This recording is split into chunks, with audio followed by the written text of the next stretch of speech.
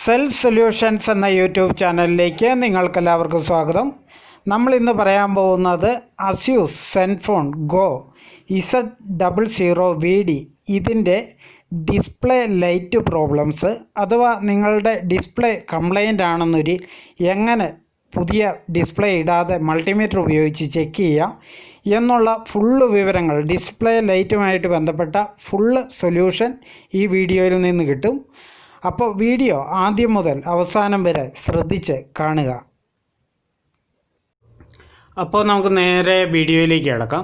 ഇതിൻ്റെ പ്രശ്നം എന്നാന്ന് വെച്ച് കഴിഞ്ഞാൽ, ചാർജർ കുത്തിക്കഴിഞ്ഞ് കഴിഞ്ഞാൽ വൈബ്രേറ്റർ അടിക്കും. ഇവിടെ ചാർജിങ്ങിൻ്റെ ലൈറ്റും കത്തി നിൽക്കുന്നുണ്ട്, പക്ഷേ ഈ ഡിസ്പ്ലേയിലൊന്നും കാണിക്കുന്നില്ല. ഫോൺ ഓണാക്കിയാലും ഇത് തന്നെ അവസ്ഥ, ഡിസ്പ്ലേയിലൊന്നും കാണിക്കുന്നില്ല. അപ്പോൾ നമുക്ക് ഇതിൻ്റെ കംപ്ലയിൻറ്റ് എന്നാന്ന് നോക്കാം. ഇതിൻ്റെ കംപ്ലയിൻ്റ് ആവാൻ സാധ്യതയുള്ളത് ഒന്നുകിൽ ഡിസ്പ്ലേ ലൈറ്റിൻ്റെ സെക്ഷനിലുള്ള കംപ്ലയിൻറ്റ്, അല്ലെങ്കിൽ ഡിസ്പ്ലേയുടെ കംപ്ലയിൻറ്റ്. അങ്ങനെയുള്ള കംപ്ലയിൻ്റ് ആവാനാണ് ചാൻസ്. എന്താണ് പ്രശ്നമെന്ന് നമുക്കിത് അഴിച്ചു നോക്കാം. അപ്പോൾ നിങ്ങൾ ആദ്യം ചെയ്യേണ്ടത്, നിങ്ങൾ മൾട്ടിമീറ്ററിൻ്റെ നെഗറ്റീവ് പ്രോബ് ഇവിടെ വെച്ചേച്ച് ഈ പോയിൻറ്റിലെല്ലാം റെസിസ്റ്റൻസ് ഉണ്ടോ എന്ന് നോക്കണം. ഈ പോയിൻ്റ് എന്ന് പറയുന്നത് 12 പോയിൻറ്റുകളാണ് ഡിസ്പ്ലേ കണക്ടറിനുണ്ടാകുക. ഇതിൽ മുകളിൽ നിന്ന് 7ാമത്തേതിലും ഒടുവിലത്തേതിലും റെസിസ്റ്റൻസ് ഇല്ലായിരിക്കും, അല്ലെ ഒട്ടും കുറവേ കാണിക്കുകയുള്ളൂ. അത് നിങ്ങൾ പ്രശ്നമാക്കണ്ട. പിന്നെ ഏതെങ്കിലും പോയിൻറ്റിൽ റെസിസ്റ്റൻസ് ഇല്ലെങ്കിൽ ആ പോയിൻറ്റുകൾ നിങ്ങളൊന്ന് ചെക്ക് ചെയ്തോളുക. പിന്നെ ശ്രദ്ധിക്കേണ്ട കാര്യം, ഈ ഡിസ്പ്ലേയുടെ കണക്ടറിന് എന്തെങ്കിലും ഡാമേജ് ഉണ്ടോ എന്നാണ്. അപ്പോൾ ഈ ഡിസ്പ്ലേയുടെ കണക്ടറിൽ ഞാൻ നോക്കിയപ്പോൾ ആകെ സോൾഡർ ചെയ്ത് ആകെ കുഴപ്പമായിട്ടിരിക്കുകയാണ്. ഇതിൽ കുറേ കണക്ഷൻസ് ഇല്ല. അപ്പോൾ ഈ കണക്ഷൻസൊക്കെ നമുക്കൊന്ന് കറക്റ്റായിട്ട് കൊടുത്തു നോക്കാം. എവിടെ നിന്നാണ് വരുന്നത് അത് നോക്കുക, എന്നിട്ട് മൈക്രോ ആയിട്ട് സോൾഡർ ചെയ്ത് കൊടുക്കുക. 5-6 കണക്ഷൻസ് ഇതിനകത്ത് പോയിട്ടുണ്ട്. ഇതെല്ലാം ഞാൻ കറക്റ്റായിട്ടൊന്ന് സോൾഡർ ചെയ്തേച്ച് വരാം.